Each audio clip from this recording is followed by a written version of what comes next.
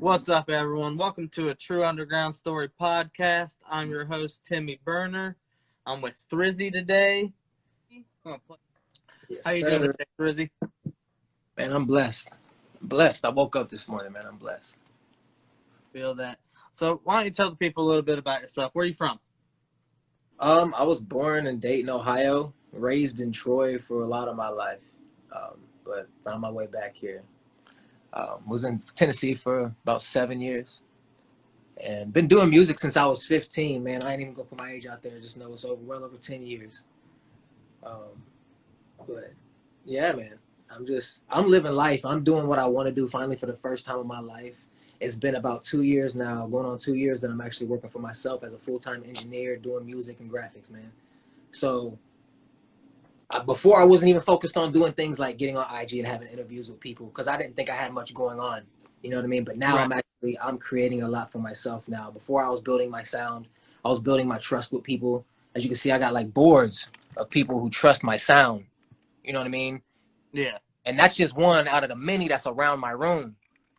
You know what I mean? In the studio to who fuck with me. And I've just been back under 2 years. And this is what I've got done just because of the reputation that I built from doing this since I was younger. A lot of these cats that I record, man, I recorded they pops and shit. You know what I mean? Yeah. Addies and stuff. So What was your childhood like for you growing up in Dayton and Troy? um Dayton I don't remember so much because I was younger. You know what I mean? I Yeah. was way younger. I think I moved out of Dayton when I was like 2 or 3. And then I went to my grandmother's house because my mom had when she was young. She was real young. So I stayed with my grandmother a lot when I was younger with her and everybody. So it was really like I was raised by a lot of females, man. My dad left before I was born, so I didn't really get to know him like that until I hit like 14, 15 years old and I met him first time and I was Right. like, this ain't it. Like I just was like at that point I was already, when you a rebellious kid already, you don't got nothing to do with nothing at that point. I was all about video games and kicking it with my people. But yeah, bro, when I hit 15 and realized I could do this music and I was like, man, I can rap pretty good. But then I realized I had an ear for it, man. I could really make shit sound good. Right. Yeah. Yeah.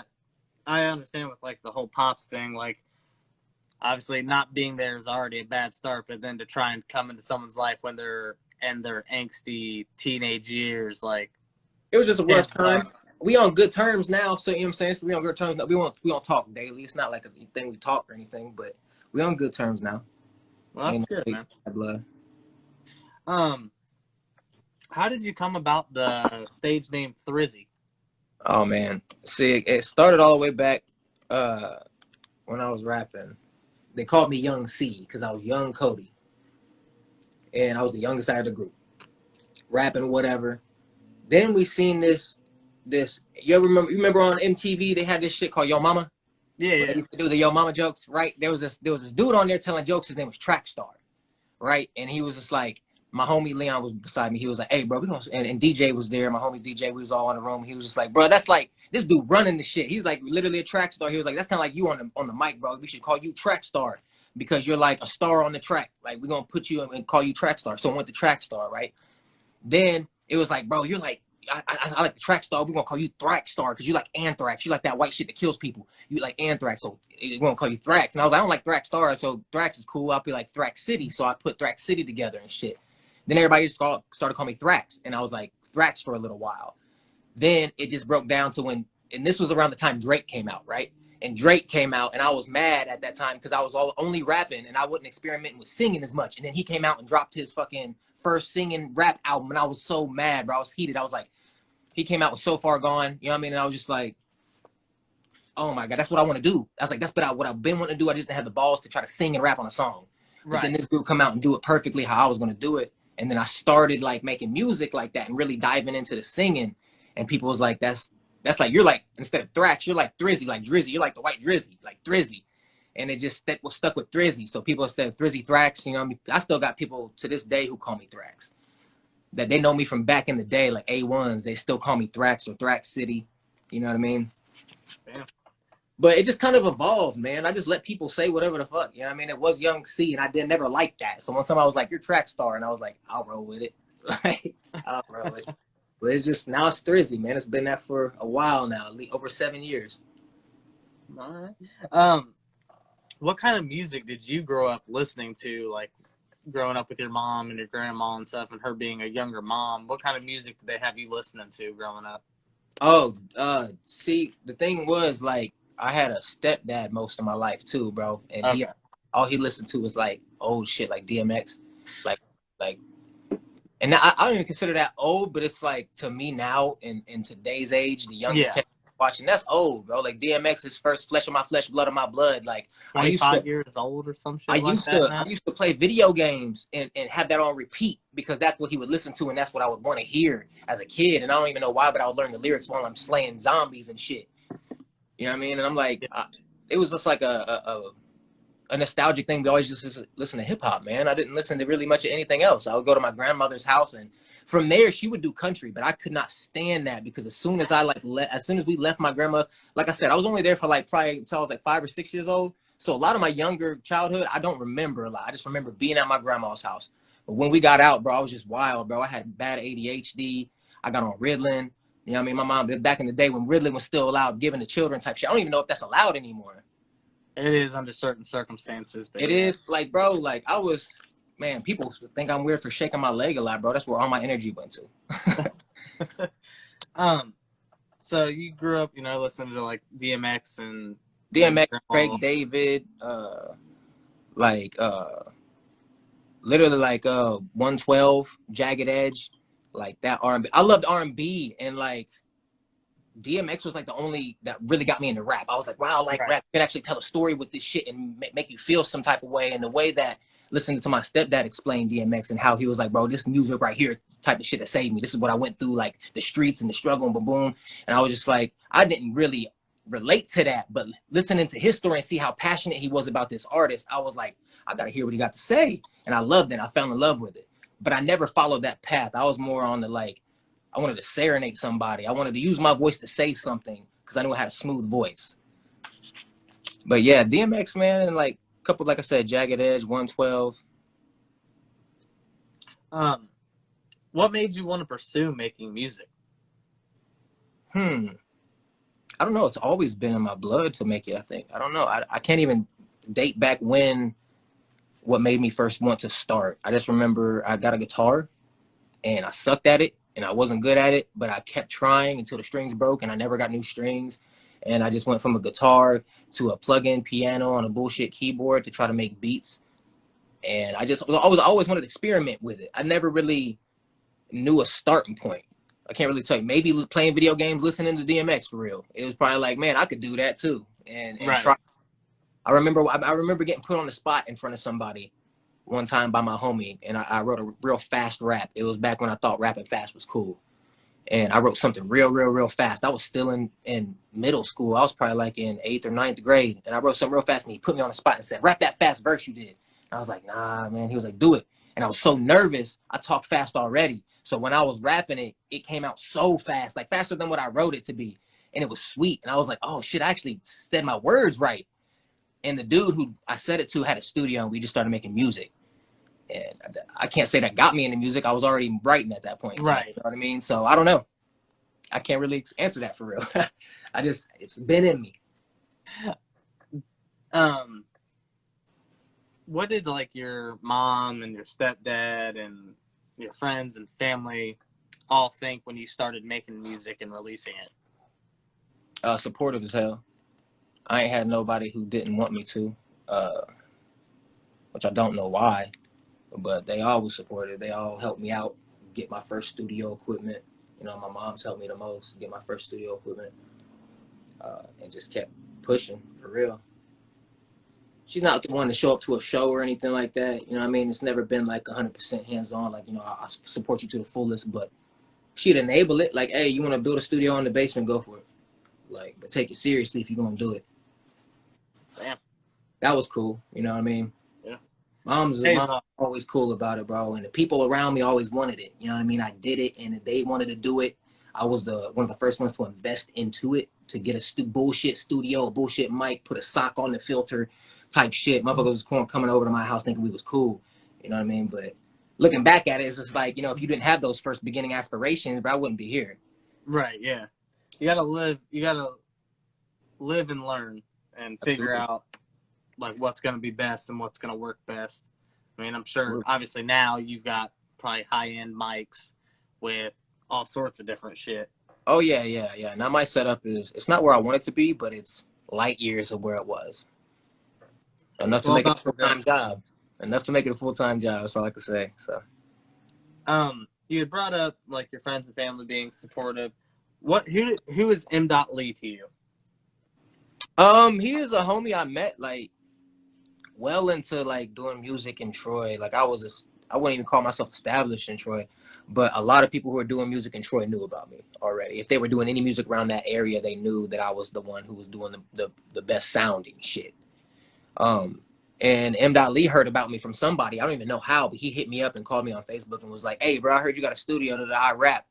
And I was just like, at that time, you know, I didn't really mess with anybody. It was just me and my neighbor, my homie. And I was just doing music and making clean ass shit. I was getting surprised by myself. And I heard you at the studio. And I was like, yeah, spit something for me. And he spit something for me. And I was like, that's pretty decent. And he was like, yeah, that was just freestyle. And I was like, all right, come through. We're going to kick it. And so I brought him through my homie's studio, not my personal studio. I brought him through my homie's studio, Dexter and Dustin Westwater, out of Pickwill, Ohio. And I brought him to his studio and he got smack drunk and couldn't rap a verse and was just like freestyling belligerent shit and got kicked out the studio. And he called the next day and apologized. And ever since then, we were just like real good friends. We were just like, fuck the music shit. We real good friends. Like we just had a drunk ass moment together, got kicked out of the studio. Like now we friends. Like what you talking about? Let's just kick it. So that's how we linked up, man. And he's just been like, you know, little bruh, even though he older than me, he's slightly older than me. That's been little bruh ever since. In 2018, you had brought up earlier that you went down to Tennessee. I saw on your Facebook from back in 2018, you had actually linked up with some artists out of Tennessee to make music while you were down there. What was that experience like for you? Yeah, I worked with an artist named Scout. He's a cool ass artist, man. He's different. Tennessee artists are different, man. I did this song that I could never release with an artist named Liddy Lee. He's like one of my favorites from down there. He's a singer. He has this really high poppy sound, Chris Brown stylish, but his like own Liddy is lit. It's like hyper singing. So I liked him. Petty, that's my brother, man. I made a brother down there for real. When I first got down there, that was the first person I met that was taking music as serious as I was, but he was in a different genre. He was in rock.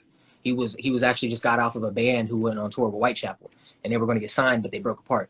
And he was just working a factory job, bro. And I got me a factory job, and he trained me. And he was just like, "Yeah, bro, I'm a guitarist. I was in this band and almost did this." And I was like, "Yeah, bro, I do music. I was in Ohio and I moved down here, and now I got to restart my career."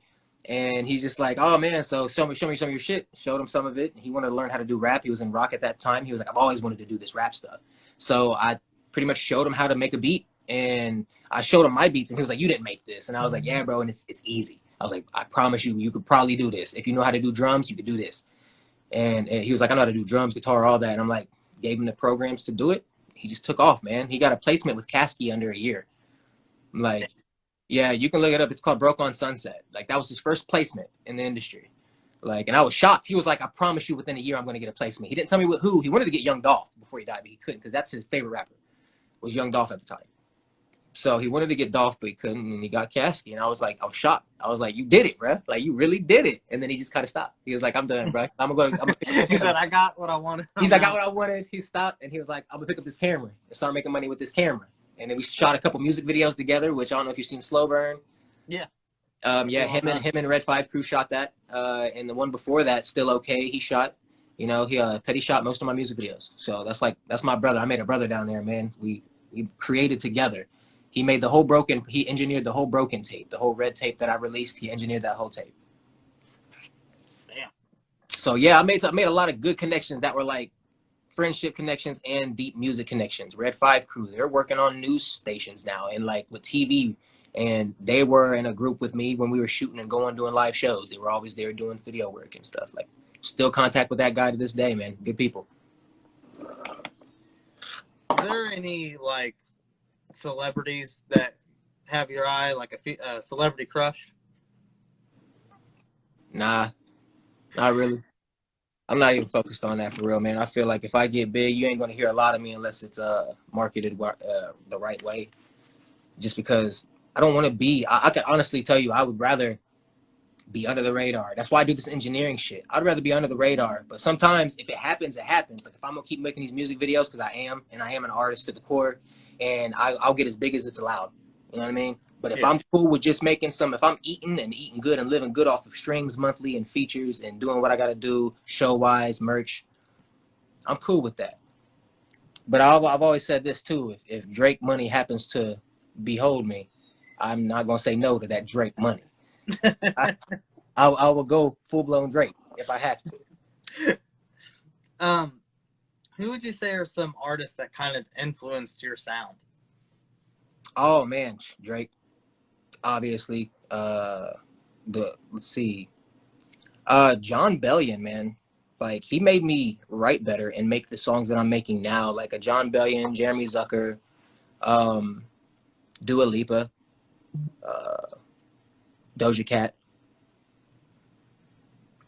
These are artists that I've listened to recently, and because I like again I've been running a studio for a long time, man. Right. Even in Tennessee, I had my studio going, recording other rappers down there. All I could do is listen to them and me. I would make music and write, and I would just listen to them and me, and I really never followed an artist deeply. But like the ones that I've got connected to, like I said, are Jon Bellion, Dua Lipa, Doja Cat. Even though she fucking wild and weird, bro. I don't even like. All I like is some of the songs she put out, and I just like the style they're written in. And that's the thing. Like these ain't artists that I'll pop on a Doja Cat song. Like I hear a Doja Cat song and get inspired. And I'm just like, all right, now I'm inspired to do this style of music because I can see how it's done and I can see how they did it. Because I don't look at it from like a listener standpoint. I look at it from an engineer standpoint. Like how they make it sound like this. Okay, she did low in the verse and then she went to a high ranged hook and it's real poppy in the hook with the drums going heavy. And I need something real low on it, real like doom doom doom doom, real open so I can put my voice in there. And like I look for that. That's how I structure songs based off of what's popping around me. And I'm like I'm pop to the soul, like I'm R&B to the soul. I want to sing regardless, but I can rap my ass off. You know what I mean? But Yeah. people still want me to rap, but I just fell into that R&B laid back, man. That's me. That's when I come up in the studio. That's what I put on. That's what I listen to, and that's what I want to make. Hey. Um. So what's it like running your own studio? Like having people constantly needing engineering, needing beats, needing a place to record. How much of your time are you having to work on other people's stuff compared to your own? Oh, dude, more than I would like to admit. I told myself when I came back from Ohio, I was like, man, I'm never working for another man again, and I'll make it happen regardless, and I did. So from there on out, man, I keep grinding. It's not even something that I think about like how hard it is. It's like, where am I taking next? What new shit am I going to get to make this continue to grow? And how am I going to get bigger? And when am I going to cut this hole in my wall to build a booth in the side of my room? And it's just a growing experience. You know what I mean? Working with people, I don't know if you know, but if you work in a business with people that you have to please and satisfy, it takes quite a bit of time for them to trust you, especially if it's solely you working on that product. If you work for a company and you got a reputation with that company name, you know what I mean? Most of the time, it don't matter who's working under that company. If they're hiring people, go through there and boom, boom, happy with the work or whatever. But as a one-man brand, and you going and I charge $50 an hour studio time for somebody to come over here and book 3 hours with me. That's a commitment. You know what I mean? They actually gotta believe that I can do something incredible for them in 3 hours to pay me $150. I would have to believe that for whoever the fuck I'm going to. So I took that time to go through the people, the clients, the people canceling on me, the people backing out because they didn't like my sound or I didn't fit their style. I went through all that to where now I've built such a solid client base that I cannot take another client on and I'll be eating good for a while. You know what I mean? I don't have to, The clients that you have because repeat they're good, customers. solid people. You know, they're good, solid people and they take their craft seriously. And I don't need them for anything. I give them hella deals all the time because they come through and they want to do this shit. And I'm happy for them that they want to do it. I'm glad I can provide this for them. But of course, they know that I was never going to work for another man again. And in order to provide this, I have to charge for it so I can eat. Yeah. You know what I mean? So it's a mutual understanding, man. I built, when you come record with me, bro, we built a friendship. You know what I mean? It's a friendship and a bond. So I don't even look at them as clients. They just people who are chasing their dreams, and I'm here to facilitate that. Yeah, I've worked for companies and stuff. The last 5 years, I've worked for myself as a independent contractor, so I definitely relate to your whole not wanting to actually work for a company and just work for yourself. Yeah. I don't like making other people rich. I'd rather not. I'd like to make other people rich, but I want to be the one getting rich and not feeling like I'm getting cheated out of something, bro. I want to be in control of my richness, if that makes any sense. Yeah. Even if it ain't as rich as that company may make me one day, I want to be in control of my richness. So you've gotten to work with quite a few artists in your time. Who is probably one of your favorite like features you've done for an artist? Oh, like favorite features of mine that I've done for an artist? Yes. Just like something, not just particularly because of the person, but because you thought, fuck, that verse I gave them was fucking dope, or the hook I gave was fire. So I ain't gonna lie. I gave Andy D, my homie Andy D, who comes over a lot, man. He bought 2 features off of me, and they were my 2 most fire features. And for some reason, they just rang bells to him, and I was nice enough to give them to him. But it was one is called Protected. He just released it on his new project, and I love that track. And my verse on it was fire, and I think it had like a whole chorus to it and everything. And he just heard it and was like, "I need it," and I was like, "All right, I'll fuck with you, Andy." And then the other one was Andy D as well, and it's called Submission. And he was a wrestler before he was a rapper. Yeah. So he heard that and was like, "I need it." He was like, "I need on this song. It's called Submission. You're talking about tapping a girl out." He was like, I was a wrestler." And this was before I even knew I wasn't really hip to Andy D. He just came over a few times in my studio and booked a couple times. This is like probably the 3rd time he was in the studio. And he was like, "I need it." It was the first feature he got from me. And he was like, "I got to get on this with you." And I was like, "I don't know, bruh." He was like, "I'll pay you right now." I was like, "All right, bruh. All right, let's go." Yeah, ever since then, man, me and Andy been close, man. He's a good dude. He's actually going on the artist retreat. Well, you brought it up, so let's talk about that. But what were the dates? September 26th through September 30th. Yes, sir. You and Jxve are hosting a artist retreat. Yeah, man. He was supposed to be here. He just dipped out, though. I was going to have him jump on and talk about it with me. But, yeah, man, this is going to be crazy. This is really going to be crazy. Where's that? In L.A.? No, this is in Orlando. Orlando. Yes, Orlando, Florida, man. And we're hosting a mansion at the retreat. A lot of people are hitting us up, and they think that we're hosting it ourselves. But we got invited by somebody who's done this multiple times. And if you go to his Instagram, he's verified for throwing 100+ person retreats. This is what he does with independent and verified artists over Instagram, and he has labels come out and get their own mansions. And those labels open their mansion up for free services for all of these people who are coming to these retreats.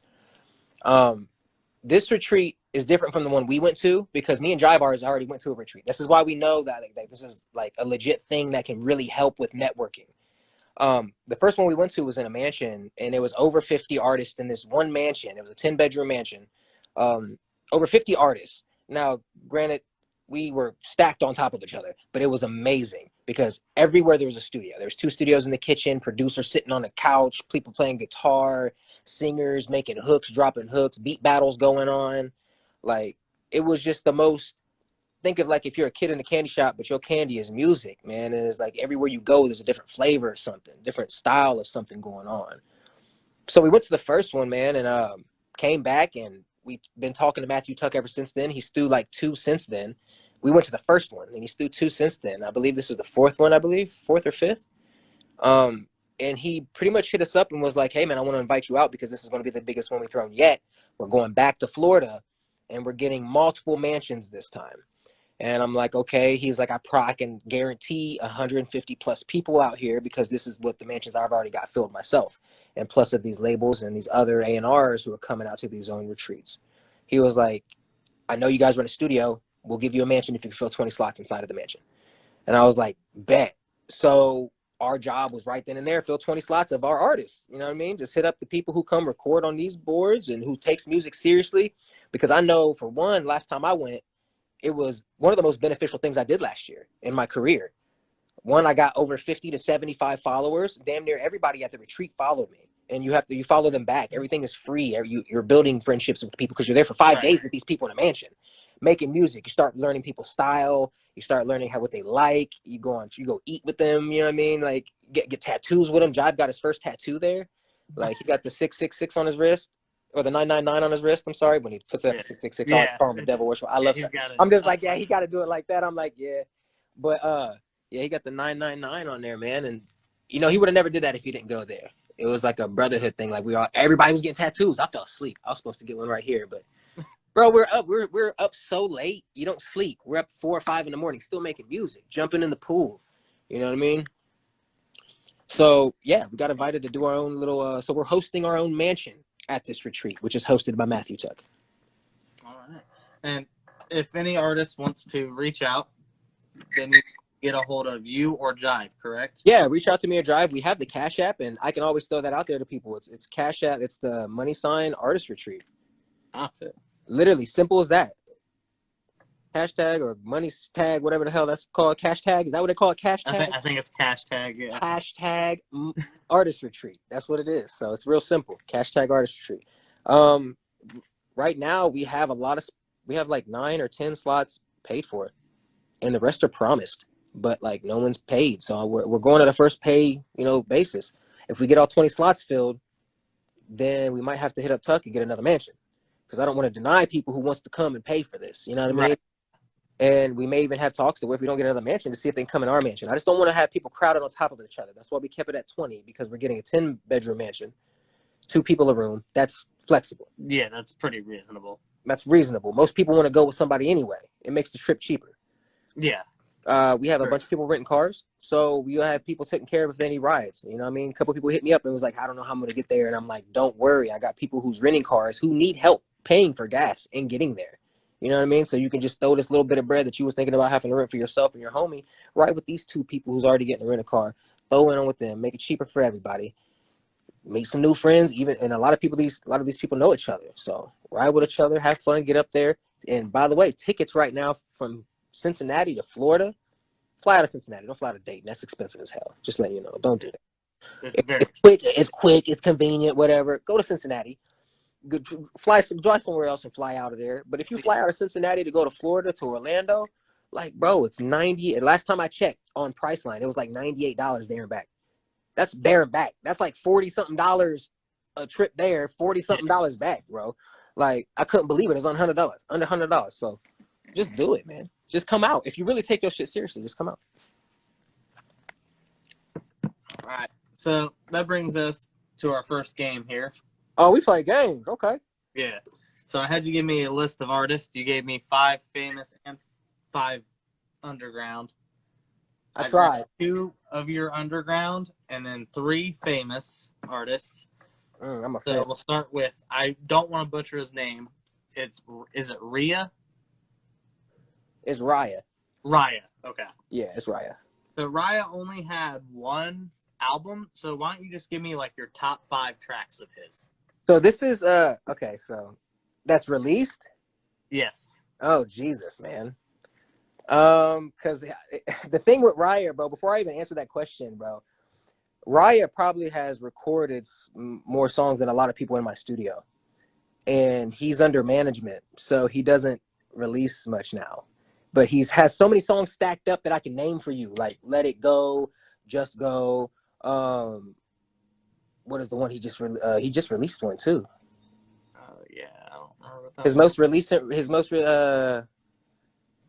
is "Let It Go" out? I don't know if "Let It Go's out.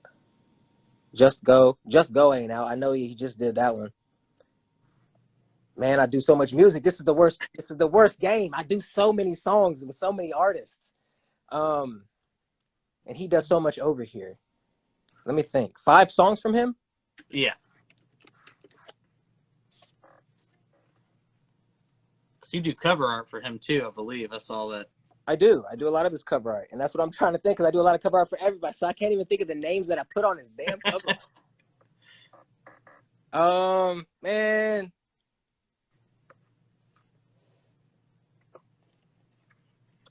Oh,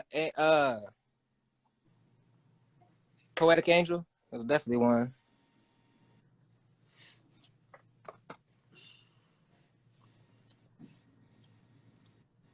Man, I forget his grandmother's name because he just put out a song about his grandma.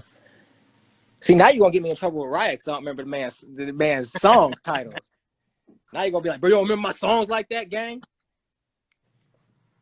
Yeah, bro, we're gonna skip that question because I can't even name five of mine, damn near. I got you. So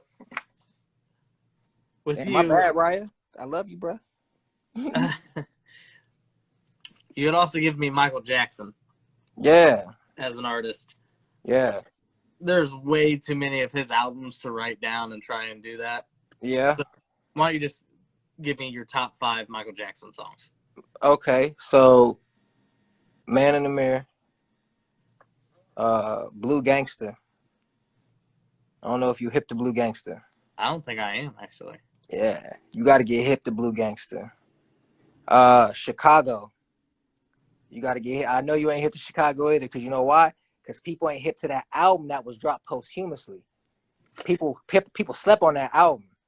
They dropped the posthumous album when he died. And it was a bunch of unreleased songs, and they had a bunch of super producers go and produce over these unreleased songs. And like literally, that whole album is fire. Place with No Name, or Place Without a Name, I believe. It's on his Escape. Okay. Escape's fire too. Escape is a fire song. But yeah, those are like, honestly, bro, I love Michael Jackson's music, but when I heard that album, and I realized like they took music from the 80s that they found, and they took music from the 90s and took music from the early 2000s, and they put it all on one album. And it was all of like just shit that I've never heard Michael do. Because it was over beats that were new. It was over beats that now he's gone. It was over beats that super producers are able to do with his vocals. It's like you giving me the King of Pop's vocals and it's like, hey, bro, make a beat. I would have to go hard. He's dead now. You have to go hard. And that's what it made me feel like. I was just like, bro, these producers really brought him back to life, bro. I loved it. But yeah, Escape, man. Check that album out if you haven't, man. That Escape album is incredible. Yeah, I'm gonna have to. It's got the first recordings on it too, bro. On the deluxe edition, they got 1 through 13 of the original recordings, and they all sound like bullshit lay down Fruity Loop tracks. It sound like somebody was like beep boop doo doo dee doo dee doo, and it's like he's going hard as ever. Because when you hear it on the new beats, and you're just like, oh my god. When you hear him on the old beats, and you're like, he's saying just equally as hard as like this. He knew it was gonna be a hit. He was like, I don't give a fuck who's in the studio. I don't care how shitty this beat sounds. I'm going 1,000,000,000% on this song. That's what I respected, bro. I respected that from that man, even if it was weird. So we've got Jeremy Zucker. Yeah, that's bro. He has 4 albums out on Spotify. Yep. Motions, Love Is Not Dying, Brent, Live from the Internet, and Crusher. How would you rank those from your favorite to least favorite? Brent by far favorite. Crusher second favorite. Actually, no. What was that? I don't even know the names of his albums because I'm fans of specific songs. Right. And that's a weird thing to say too, because like, even when it comes to Michael Jackson, bro, I don't like every Michael Jackson song. There's even songs on the Escape album that I just didn't fuck with, even though I'm a fan of them. I just like certain songs from people. So I can't even really, when somebody says, what's your favorite artist? It's hard for me to say that because I just got favorite songs from certain people. But yeah, I would have to say Brent by far is his best work. I think he has a song on there with Chelsea Cutler. He does a lot of work. I think there's quite a few songs with Chelsea Cutler. He has a lot with Chelsea Cutler, and they're really soft and shit like that. But there's some that are like hits, man. He got some hits, and the way he songwrites, I really like his music because his songwriting and what he talks about. He talks about mundane issues and certain things, and that's the same with Jon Bellion. Like Jon Bellion talks about mundane, simple things. Like one of his lines is like, you know, you're the reason I'm alone and masturbate. Like no one says that in a line, but the way he put it in the song was so elegant. It's like, you're the reason I'm alone and masturbate. I'm gonna be honest with you. I never realized that's what was being said right there. Yeah, that's that like yeah, that was that low, low, low, low, low, low, Low, low, low, low. yeah. Yeah, he was like, "You're the reason I'm alone and masturbate." Yeah, I was like, "What?"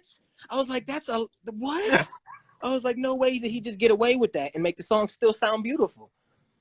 And I was enamored by the way they put their songs together, man. I was like, the way they songwrite, and I don't know if you've ever looked into certain artists in the studio. I like watching artists in the studio. I like seeing how they work because I'm in the studio constantly.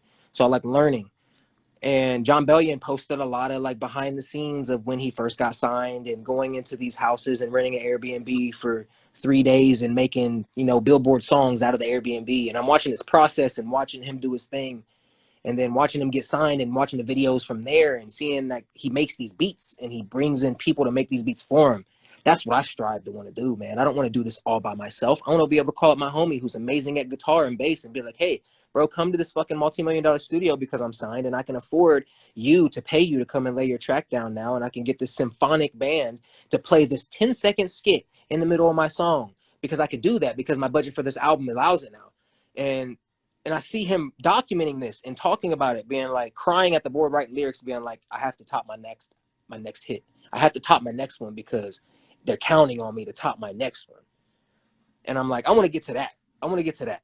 Right now I'm grinding to eat and making great music. You know what I mean? Making great music. But once I get to that point where I'm making timeless shit to where people are relying on me to make the next hit to eat, that's when I know I did it. Like, I know I did it at that point.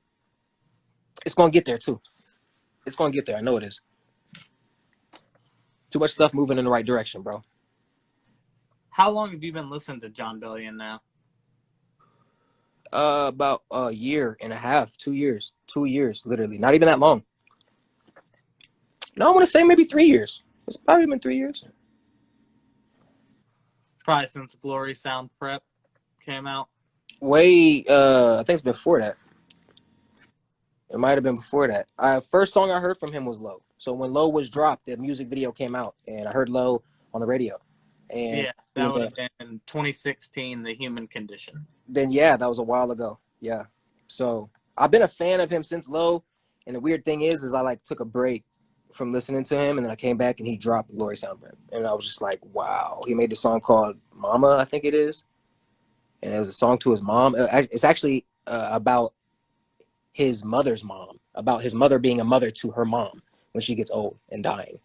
And I was like, this is such a unique concept because he was like, when my mother had to be a mother to her mom. And I was like, that's deep as fuck. When she starts going, her memory gets bad and stuff, and you have to leave lights on for her and stuff. And he's just taking these notes of what his mom had to do for her mom when she got old. And it's just like it's a love note to his grandmother for her. And I'm like, that's a great way to write music, man. Write music outside of who you are and what you know. Write it about somebody else that you really care about. Make a song for somebody. He made a song about his girl sleeping behind on the couch in the studio, so he had to be quiet. And the whole song was quietly recorded. And it was amazing. It's an amazing track. When you listen to it, it's like he put time and thought and effort into this, but it's so mundane, just talking about his girlfriend and how he has to be quiet because she's sleeping on the couch and he don't want to wake her up from counting sheep. And I'm like, that's deep. I'm like, that's cool as fuck. I really gravitate to music like that. I'm not into the talking about chains and cars and girls, and I'm talking about making you vibe with music. I'm trying to make some poppy stuff, like Love Me or I Might Die type shit. I feel it. So I wish Jxve was there so you could do it in front of him. Jxve has 2 projects out on Spotify. Yeah. It's Not That Deep and The Dark Side Files. Which one's your favorite? The Dark Side Files. Dark Side Files? By far. That's when Jxve started experimenting. That's when he was like, I liked Experiment Jxve when he was like getting into the real sad, depressed, dark side of Jxve and shit. He wasn't so much rapping. You know what I mean? Yeah. I known about Jxve for a while, like when he was Kid Jxve and Gunna Kid and stuff. Like then when I got really hip to him was Band-Aids. He ran an ad for Band-Aids, and I was in Tennessee, and it hit me in Tennessee because I knew a lot of people in around this area in Troy and Dayton and Pickwood, and you know what I mean, Vandalia area where he was from. And someone shared it, and I seen the views on it, and I was like, man, this kid got crazy views. And somebody was like, yeah, bro, he's from around here. And I was like, no way. And I looked who it was, and I was like, No fucking way. I was like, that he used to go by Kid Jive. And then I hit up my dude Meech, and Meech was like, yeah, bro, that's the dude who used to come to the studio and record every now and then, right when you left, like right when you left Ohio. And I was like, that's wicked. So I started following him, and I got on his playlist, and I moved back to Ohio.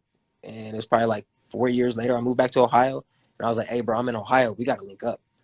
And damn near the first time we linked, he dropped the chorus at my studio, left. We didn't talk for like 3 months. I couldn't mix the chorus good. It was shitty. I don't know if he was nervous or my shit was, it just wasn't a good chorus at the time. Then the second time we met, I came to his house, and he was like, hey, bro, there's an artist retreat going on in Orlando, Florida. You want to go? And I was like, I take this shit seriously. Don't say that. For real? He was like, I'm flying out. I'm buying my ticket right now. I was like, how much money you got on your card? He was like, I got enough to get yours if you got cash. I was like, bet. I was like, get my ticket. So we bought the plane ticket right there at his house. Damn near the second time we kicked it. His homie Dean came over. Dean is dead came over. And that was before he was Dean is dead. He was like Dean KO. And he came over, got his ticket. And then we all just started plotting. We was like, hey, this all right, cool. We doing this together. We got on the plane together, got to know each other down there as artists, came back, and then I got the studio, and now he's working in the other studio next door to me. Because I got a big ass house with an upstairs for 2 studios, and he's in the other room. Damn. Yep. And that's been my road dog ever since, bro. I believe in his work and his work ethic. The man works. He works for himself as well. And his graphics, his video work, his knowledge on stuff is great. Kid's a workhorse. So if money was never an issue to like, because getting features from like mainstream artists and stuff can be expensive as fuck. If you didn't have to worry about the money, who's like an artist that you'd really want to work with one day? If money was not an option, Yeah, if money wasn't an option. Tems. Tems? Tems. Oh, I'd love to work with Tems. She's amazing. Also, I want to work with Craig David. Craig David. I don't think that he can. I don't think he could bring what I want now, though. I want to work with early 2000s Craig David. Unfortunately, I can't. So, but yeah, and I don't know. Really, Doja Cat. I'd get a feature with Doja Cat. I wrote a song that Doja Cat would go perfect on. Perfect on. I'm talking. I wrote it for Doja Cat. Like it's like all I need her to do is hear it. That's it. I promise you, it's a hit. I promise. I ain't even recorded it yet. I just let people hear it at shows, and when they come over here, I let them hear it. I'll let you hear it one day, bro. I promise. It's great. You know how Way Up is? Way Up's that poppy, catchy shit. It's like that, but like sex vibes and made for a chick to have a verse on it, just like Doja Cat. Like I went at the time on that dip when the pop on top. I've heard rapping just like that style and all freaky shit. Need her on there. I fuck with it. Yeah, I like a feature with What Silk would you? Sonic too. I like Silk Sonic Oh, to be Silk in. Sonic. I like to be in the background of my shit. Let's do a Silk Sonic song. That'd be cool. Silk Sonic's fucking fire. What would you say has probably been the hardest thing for you as an artist? Exposure. Getting out there, man. Letting people know what you can do and who you are, bro, and what you're worth. People have their own self-values, bro, and you can create it by who's around you damn near, man. Like your self-value, it grows with the people who look at you, man. And it sucks to say that, but it's true. The more people, social media, you can't get famous without social media nowadays. It's so hard, bro. It is the most hardest thing to do to walk into a label and them take you seriously. If you don't have followers on Instagram, if you don't got a blue check mark, if you don't got something to show for it outside of who you are, you could be amazing. You could be Michael Jordan. You could be LeBron James, but you have nothing behind you to show for it on social media, on, anything like that. No one really take you seriously nowadays. And that's the bad thing, bro. And it takes money for that. It takes money to run ads. It takes money to get it out there. A lot of people don't have the money to do that. And that's a big thing. They also don't have the means to, when they do get the money, where to put it. People don't know where to put their money. Even me, I'm still learning where to put my money. If you can tell by my last drop, I'm still learning. My last drop, Tell Me You Love Me, is doing way better than Way Up. But Way Up is presented way better than Tell Me You Love Me. It's just the way I marketed it. The way I tried doing it was different. I didn't push it how I should have. I got help with a channel to get Tell Me You Love Me up there. You know what I mean? Yeah. It was a route that I took on that song that I couldn't take on this song. And I tried a different route, and I tried doing it with no money and just straight up engagement.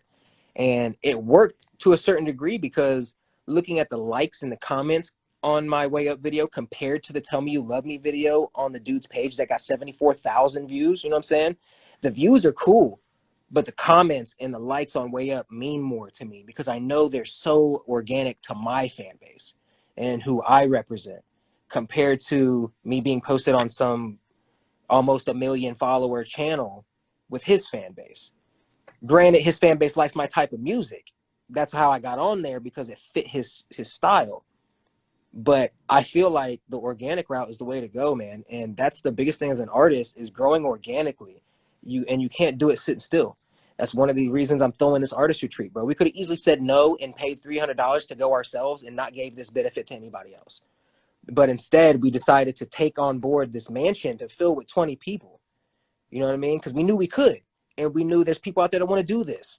Even though it was only offered to us damn near. You know what I mean? I still want to Yeah. bring people on board. You know what I mean? We could have just went and said nothing and be like, yeah, we're going to the artist retreat next week. And people like, damn, I wish you would have said something.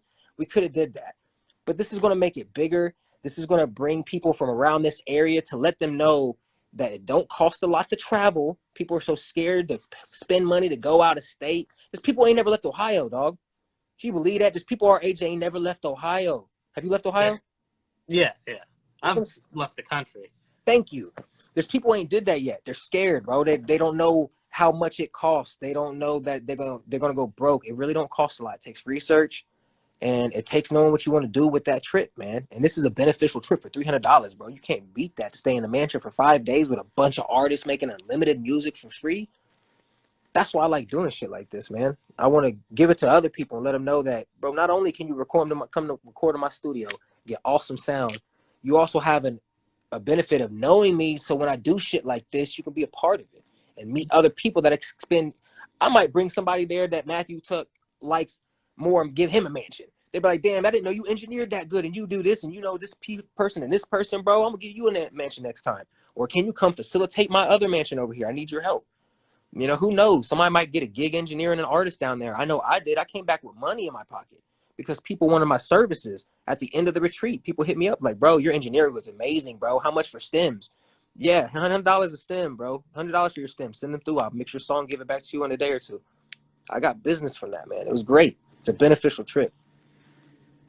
Yeah. I mean, just like bringing up like leaving the state of Ohio.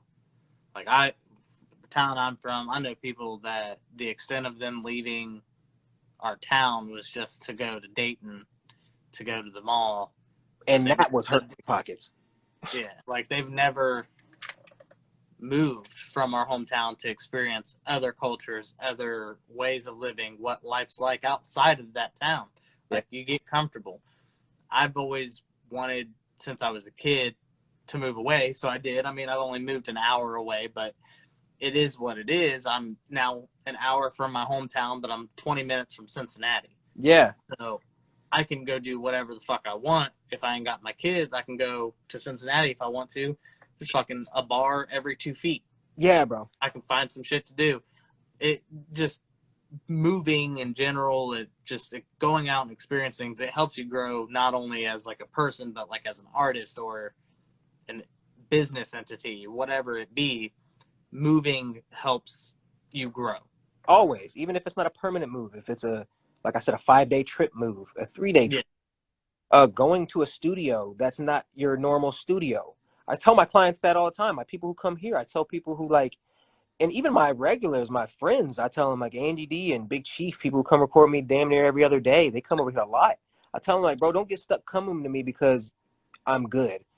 Expand your horizon. I promise you, you go to these other studios like Citywide or go record with Chris Cobain, you'll meet people there that you won't meet here because they have different people that they work with and it's a different environment and they may have a sound that sounds good on your rap songs compared to me on your R&B songs, and you can do your rap songs over there and expand and don't ever get stuck where you're at. People are so, they find something, they're just like, I'm on that. I'm not trying anything else. They were like that with fast food, bro. My girl like that with fast food. She'll only eat one thing from certain places. It's like you ain't never tried the other shit that the menu got to offer. Like you'll never know what's really the best from this place. You know what I mean? And like that's what I Right. want to offer, bro. Like I want people to come over here and be like, yeah, you can get music here, but you can also learn about distribution and learn about retreats and learn about management and learn about marketing and advertising and logos and all that stuff. You can learn about graphic arts. I'll teach you, and people learn that firsthand coming over here. I don't mind. I give sauce away like it's nothing. Like I got it in the fridge, bro. I want people to know what I know because I'm gonna die with it. You know what I mean, I'm gonna die with this knowledge that I have to share to people. Why not give it out? I might talk a lot, but there's some knowledge in between that shit. I promise. I've been doing music my whole life. It's all I know. What would you say has probably been the most rewarding thing for you as an artist? Uh, bro, getting them checks. Yeah, I ain't gonna keep getting them checks, bro. I love my fans, bro, and that's rewarding hearing people love my music. But I feel like that is a given almost. Like that's what music's made for. It's made for making people feel good and having emotion and drawing emotion from people, and I get that a lot, and I love it. But bro, like knowing that I can make a living and eat, and my family can be better off me doing this. You know what I mean? Like I can make a living and make it possible. This has been a dream since I was a kid to eat off of music and to be able to wake up into a studio and work on nothing but music until I'm tired or want to eat something and go right back to bed and do it again the next day. That was a dream. And I made it happen finally. You know what I mean? So I don't know, bro. It's just so many benefits to this shit, dude. I love it. I love every aspect. I love helping people grow, and finding people's sound is one of the most beneficial parts of running the studio, let alone being an artist, is helping people find out who they are. You know what I mean? I book a lot of new people who don't know and they've never been in the studio. They met on Band Lab recording in their mic like something, something, something, something, something, and doing another track and something, something, and layering it over and then coming over and showing me that like, hey, bro, this is the best I got.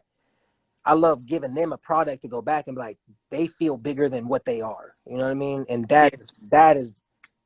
that's almost better than fans' reaction to my own music, for real. Is seeing artists react to their own music and be incredibly blown away by what they were able to do. Just by somebody else showing them, like, bro, you could do this and I can make it happen for you and it can sound great. Watch. You don't think you can sing? Try singing. And we're going to see what we could do. And if they can't sing, I'll tell them, like, that ain't you. Just rap. I can at least be honest with people, and they love that about me. I mean, I just be honest with them. If it's trash, it's trash. Like, yeah, you got to work on it. If you had to describe your sound to somebody on the street that's never heard you, how would you describe your sound to them? Big. Big. That's about it. Big. One word, big. Just think my sound is big, man. It's on the money. I don't know, man. I feel like I've nailed my sound. I have a, and that's the thing. It's cool that you said it because I have a specific sound. I noticed that the people I engineer, I have a specific sound, and it's big. It's up front. And I'm learning every artist needs a different mix, bro. I've learned that a long time ago, but I'm learning like you can't you can't rely on a preset ever. If somebody puts a preset on your shit and they call it mix, don't trust them because no preset will ever work for anybody's vocals. But yeah, that's about it, man. How many music videos have you got to do? Myself that I've shot Shot or yeah, like for your own music career? for my own music, uh, 5. One of them is not released. One of them is not out. It never will be. We recorded it and put it together, and it wasn't what we wanted. So that was in Tennessee with Petty. It's kind of when he was like, we were experimenting. We were doing some crazy shit. But the idea was crazy because I had a nice, tall ceiling, red brick apartment. It was like a loft. It was big, spacious. And the way I had it set up, it was like really elegant. It was just a one person place. It was my spot, you know what I mean? But it was Yeah. big for one person, and I was like, this is like a creepy. And it was in an old warehouse. It was like in a redone warehouse, so the walls were old brick and shit, and they were painted over, so it's kind of like warehouse feeling, but also newly done. So it gave this kind of creepy vibe.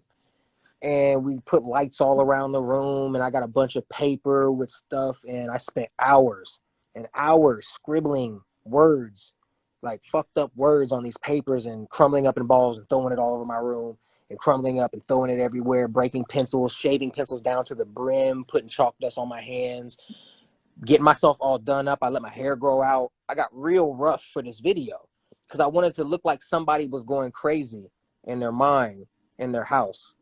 and I went and bought, I think it was like 2 or 3 mini TVs, the old school staticky TVs and shit. And I set them up on boxes like I never unpacked in my room. And I had a bunch of blood everywhere. And it looked like I just got done killing somebody and I was writing a bunch of stuff out there like a note to somebody. Gotcha. And we filmed all of that, man. We filmed it all. The shots were cool. We put it together and put the song with it, man. And it didn't buy. It looked like we was attempting something weird. It was like, yeah, it didn't feel right. I was just like, it just wasn't it. Then At least, like, even because fuck, that would have been what, 7 years ago. If it was no, it was about 6 years ago. Yeah. six. Like, for you to have the self-awareness to be able to see, like, that early in your career, the self-awareness to be able to see, like, this just ain't it. Like, this ain't. I've had a lot of those stuff, bro. I've made songs that no one ever hear, but they're full songs, like full-on songs, man. But yeah, that video wasn't how it was portrayed to be. I didn't want to go out like that. It didn't even look like me in the video, bro. My beard was rough. My hair was down to here type stuff. I looked like a whole different person. And I was like, and the song was pretty. And that's what we were going for, bro. My song was singing. I was singing a pretty song. That's why the Still Okay. I don't know if you've seen Still Okay. It's rap. But like my video for Still Okay is really dark. It's like telling the story of Nikon White, which is like my alter ego. I do horrorcore rap. I don't know if no one really knows this, because you can't find Nikon White anywhere. But if you go on YouTube and you type in Nikon White and Scout, and the song is called Wait with an exclamation mark as the I, there's a video out there of me with a mask on. And this is Nikon White, and it's my rap. It's like horrorcore rap. So I don't know. It's like I couldn't release it under Thrizzy. You know what I mean? I had to be Nikon. Yeah, that's understandable. How many live shows have you gotten to do in the last couple of years now? In the last couple of years,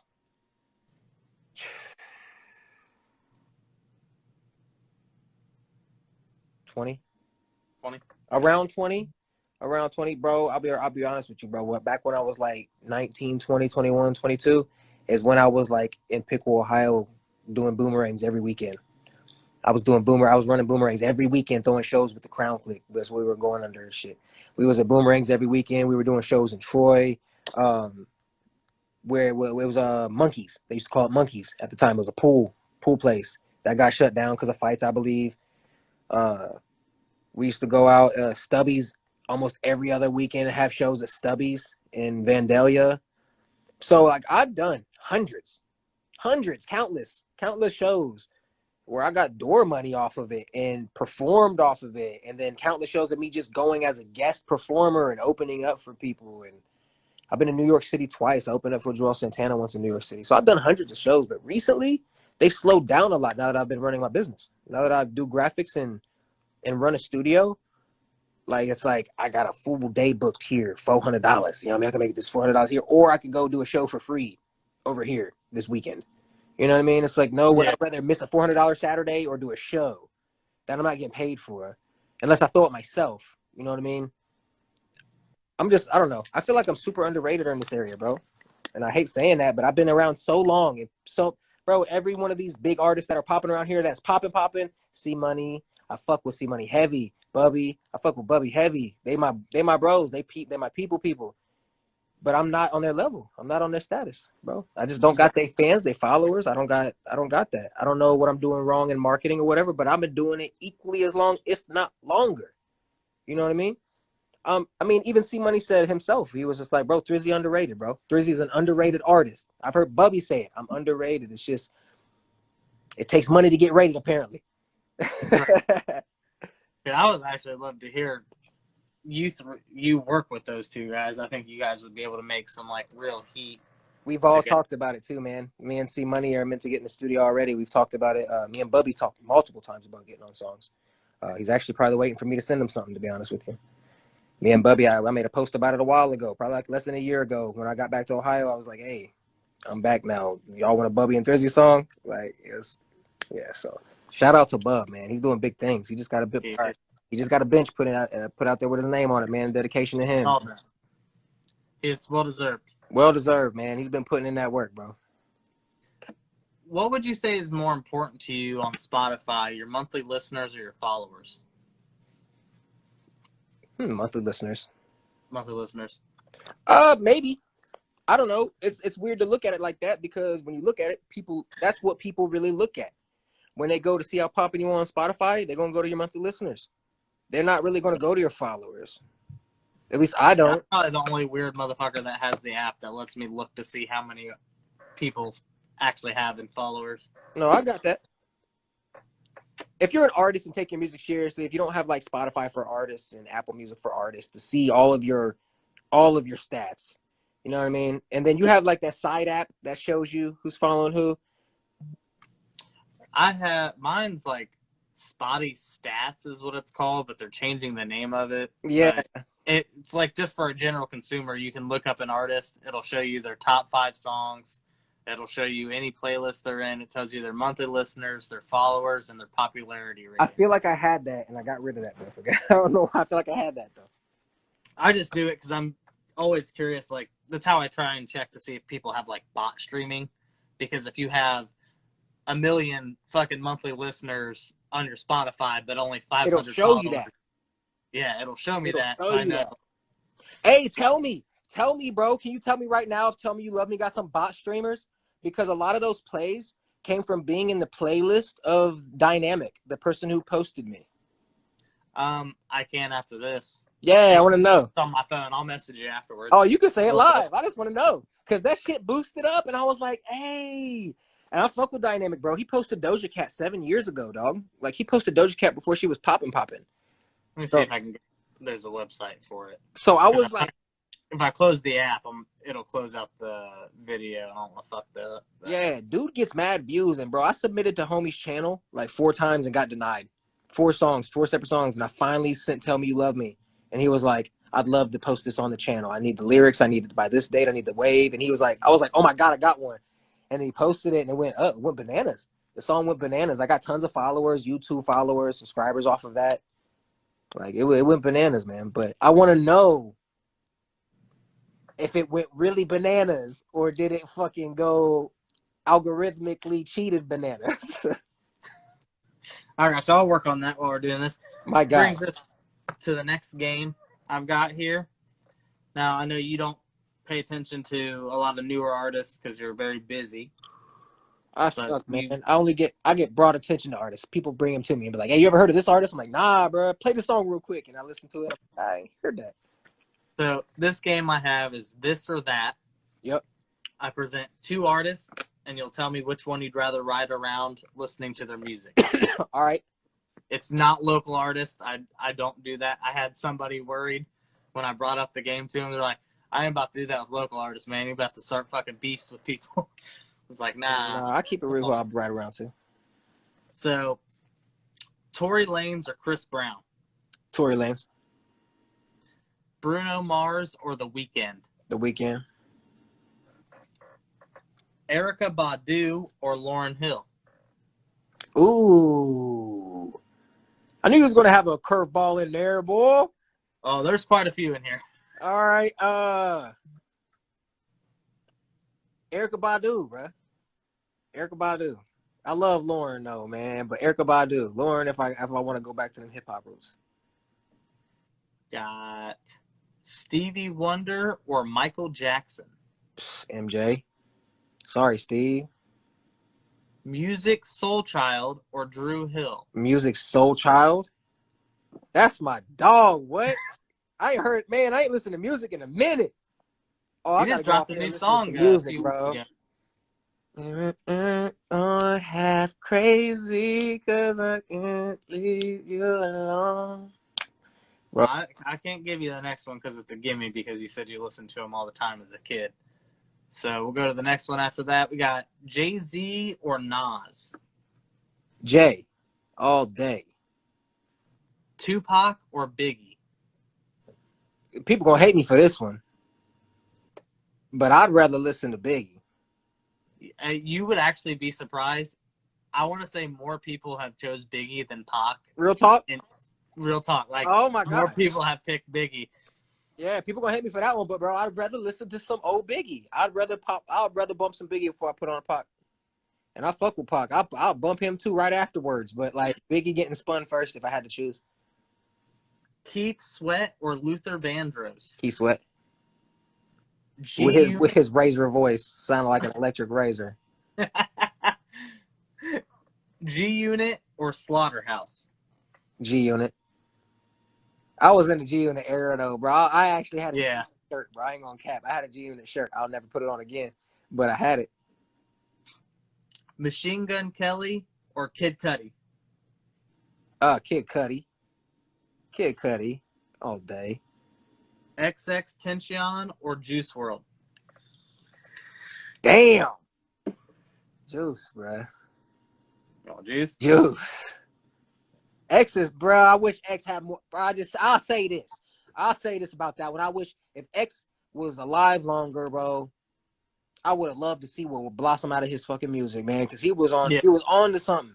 He was on to something different, and he created a whole new wave that what his sound could have been. But I would have loved to see what his sound was in that wave. Yeah. No, So, I feel. But Juice, man, he was too fluent. Juice was too fluent. He was a god, bro. He was something different about that boy, man. I've never seen anybody with the fluency of that boy. Yeah. He actually, I just found this out recently, has like the best posthumous album of all time, with the one that came right after his passing. Yeah. The Legend album. Yeah. It has like 18 songs that have over 1 billion streams. Insane, bro. His fan base is insane. Die-hard fans. Yeah. Die-hard fans, bro. Insane, bro. It's like you can't top that, man. It's hard to top that. It is. And the amount of songs that he made at his age that's still not out. It's like when I heard that, over 1,000 songs, bro. Still not released, bro. Like, come on, man. People don't even do that alive in 20 years. Yeah. It's like insane, man. He lived in the studio. He lived in it, bro. He lived that shit. Yeah, bro. So I say Juice. I got you. Next, we've got G-Eazy or Jack Harlow. Jack Harlow. Get G-Eazy the fuck out of here, man. We've got Kevin Gates or Joyner Lucas. Gates. Wiz Khalifa or Young Thug. Thug. Yeah, Thug, bro. I don't listen to Wiz, bro. I never liked the way he pronounced his words. Now that you brought that up, that's gonna fucking bug me every time I listen to Wiz because I'm trying to pay Gotta attention. get to the paper. Yeah, nah. Now I hear it. Mobb Deep or UGK? Oh man, you throwing it back now. I'm probably gonna go with Mob, bro. Yeah, I throw some old ones in there. Yeah, Mob for sure. Underground Kings is cool. That's more trap. I like Mob. Mobb Deep is that. He's speaking. They speaking. Pusha T or Kanye? Kanye. With his Lil Wayne or Drake?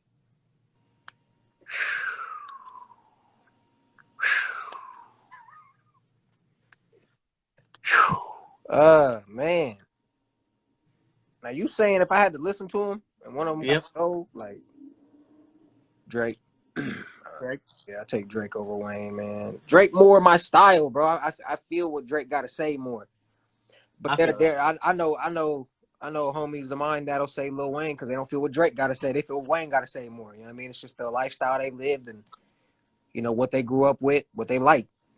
I like what Drake got to say. His new music, though, bro.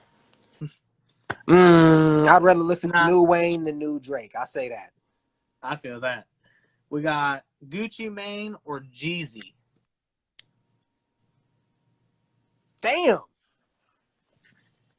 We're gonna say Jxve, bro. The Snowman. But Gucci so trapped, no, I can't even judge that one because Gucci, man, Gucci do the dishes. So we got T.I. or Ludacris.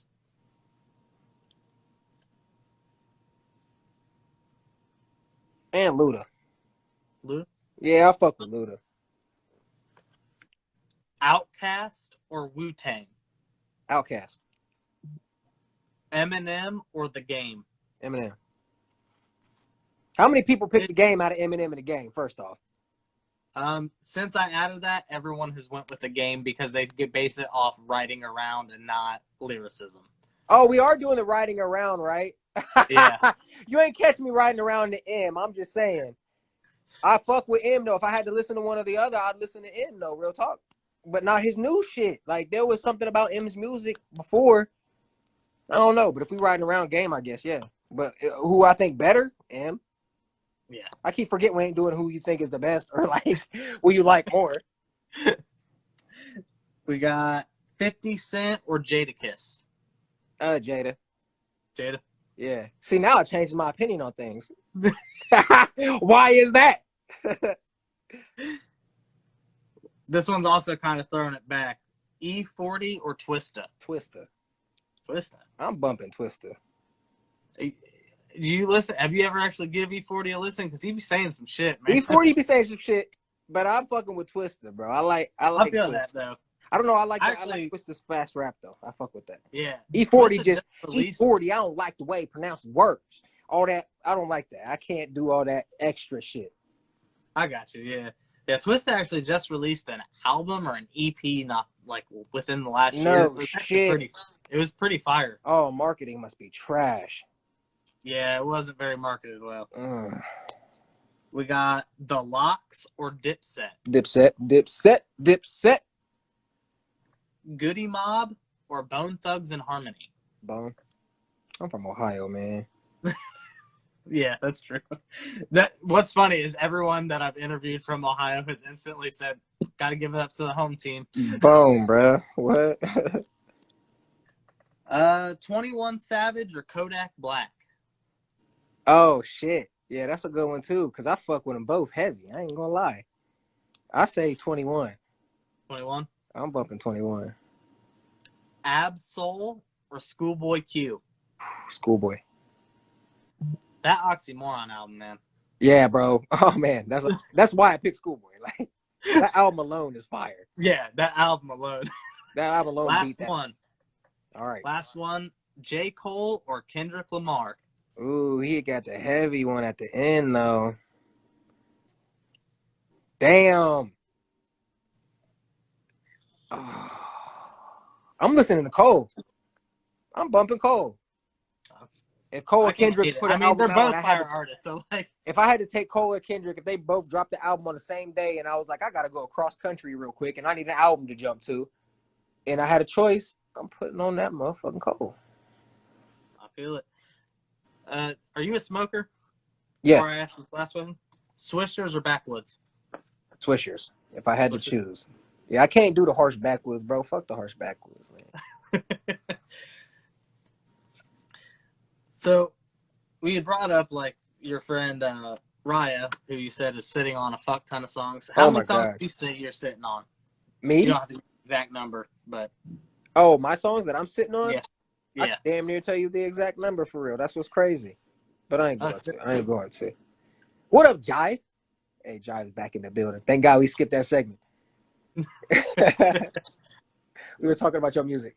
Are you in an interview? Yeah. Yeah. So, okay, what was the question again? My fault. How many tracks you sitting on? Oh, bro. Okay, so I'm gonna say done. I'm sitting on 3 ready to be released. Written and half done, like 20. Yeah. So, yeah, that's how you feel, bro. What? Turn my light off. But yeah, like.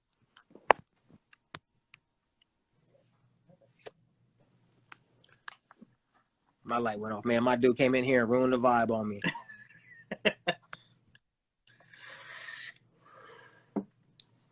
All right, we back in action. I can't do it in the dark, man. I'm bougie like that.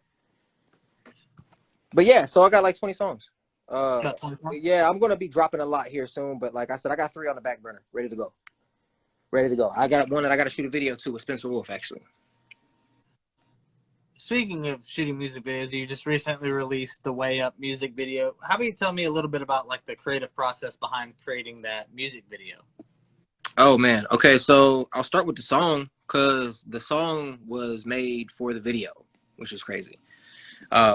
when I heard the song, first thing that came to my mind was Doja Cat and Michael Jackson got on a song with Silk Sonic, who was doing the band.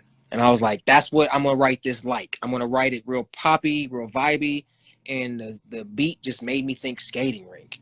I was like, write it for a skating rink. Write it for, but also make it adult themed to where it's all about tripping. It's all about tripping and drug use, but make it very mundane.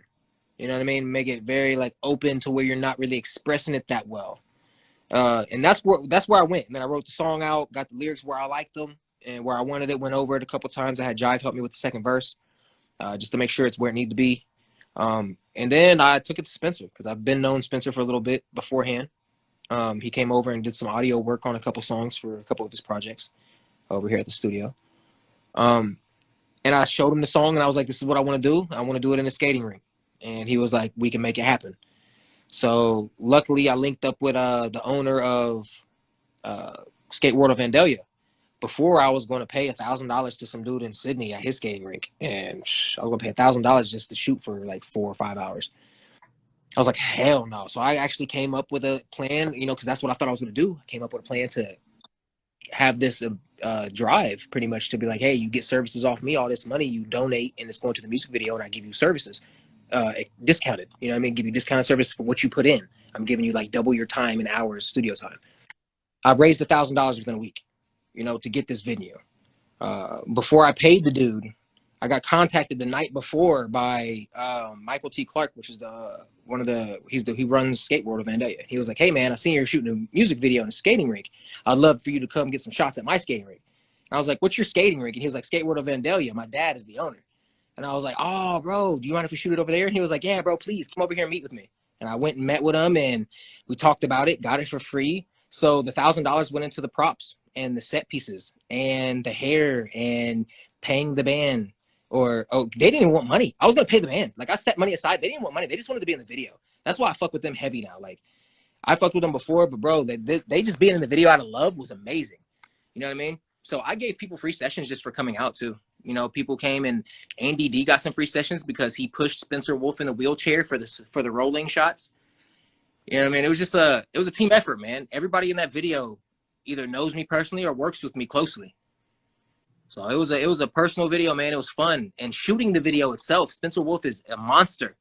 He breaks it down line by line. He's like, when you say that it's late, let's catch a lift. That part right there, we shooting it from here to here, and that's it. And then we moving lights over here. We doing a scene here. He's like, I already know what scene that's going to be. I know what scene that's going to be, and this one, and this one, and this one. And he plays it out like that. Cue skaters, all that shit. So it was like a movie set, man. I never shot a video like that before. It's all run and gun. Play the song, get the scenes out the way. We chop it together later. This one was like, I know exactly what we're doing. He wrote it out, had it scripted out. Damn.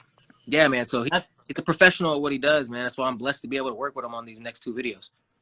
Yeah, I mean, fuck, dude, that's also really like just dope that you were able to book the Skate World of Vandalia and got it for free. For free, bro. It was a blessing. I couldn't believe it, man. It was good because I could, like I said, I could use that other money I bought skates to customize the skates, and then I gave the skates away to a lady who works there at Skate World of Vandalia, and she wears them now. So she skates in them, and they're completely customized for the music videos. The skates that you see in the music video, they're there at Skate World of Vandalia. They're always going to be there now. That's awesome. What would you say is your idea of making it in the music industry? Man, I feel like I already made it, dude. I ain't even going to lie to you. I feel like I'm doing what I want to do. I just got to do it to a bigger extent now. It's always just going bigger and bigger and bigger. I feel like there's steps to making it. I don't think there is a definitive I made it. I don't ever think there's going to be that definitive I made it point. I felt like I made it when I made my first month rent off of music. I was like, I made it. Like, hell yeah. You know what I mean? That's one of the steps of making it. Now I got, how am I going to make the first month's rent and buy a new car? That's the next I made it. You know what I mean? I bought a new car for straight music money. That's the next I made it. You know what I mean? There's going to be a lot of I made it, man. I've had multiple so far, man. I'm still making it. I'm still out here making it, bro. I mean, yeah, I would definitely say with what you're saying, like I would say you made it because you don't have to work a 9 to 5 anymore. You get to just make music. Bro, there's people who look up to me, dead ass, and it damn near brings me to tears to say it because I never thought in a million years I would have grown men looking up to me. You know what I mean? People like, I want to do what you do. And of course, they don't know the ins and outs, the struggles, you know what I mean? What comes with running your own business and working around a bunch of people who do the same craft as you and not being able to focus on your own craft as much because this is your job. They don't understand the ins and outs of it. All they see is you wake up in a studio every day. That's my dream. You don't have to go work for another person to make money. You making it off of money doing music. That's people's dreams, bro. So people looking up to me, and that's wild. I got people who come here record all the time and be like, bro, I want to be where you're at. And I'm sitting here looking at the next man like I want to be where that dude's at. Like, you don't want to be where I'm at. Like, I'm still in grind mode. Like I said, I made it 3-4 times. Like, I still got 37 to 50 more to make it. Like, but it's just a blessing to have people look at me like that, man. So that's a good thing, man. What's some advice you would give to like a younger person trying to pursue music, or even just like a younger you? What would be some advice you would give to them? Take it serious. Invest in yourself. It's scary to invest in yourself, but invest in yourself because I promise you, once you do, people will start wanting to invest into you because they see how serious you take it. They'll take you more serious. And it depends on what you want to do. If you want to be an artist, focus on being an artist. There's a lot of artists out there that want to focus on doing multiple things, shooting music videos. I've had a conversation with one of my serious studio homies who runs a studio down here. He's managing an artist right now who's really good at shooting music videos. And he shoots a lot and books music videos left and right. But he's a better artist. And it's like, we can push you and you're getting thousands and thousands of views on your songs, but you want to shoot music videos and you want to be the music video guy. If you focus solely on your artistry, it'd be different. It'd be 100% on your artistry, and people will take you more serious at artistry. You're not just the video guy no more. You know what I mean? Just take it seriously. If you want to do artistry, if you want to be a rapper, a singer, go do that. Studio time is not hard to get, and it's very cheap. You get a good engineer like me, 1 hour will get you a whole song done. If you know your words, you got your beat ready, a whole song will be done in an hour easily. That's $50. People spend $50 in fast food easily every 2-3 days. Easily. Even these kids out here that want to do it, 13, 14, 15 years old. I got 13 and 14-year-olds coming in here and recording. Dead ass. I have a 12-year-old that comes over here and record with his pops. And he make great music. And he takes his money and spends it because he wants to invest in himself. And that right there just shows initiative. He got his little homies coming over with him, getting on songs with him from school because they're like, I want to be like him. He going to the studio. He's in class, has songs to show us, and they're professionally sounding. Because I know his daddy. It's not hard to get in contact with me or somebody like me in this area that has good quality sound. I'm not the only studio around here, but I promise I'm one of the best. I can say that. Do you remember the first time, like the feeling you got the first time you gripped the mic before performing live? Oh, nervous as hell, bro. I threw up on stage like 4 or 5 times my whole career. Damn. On stage. Yeah, embarrassing.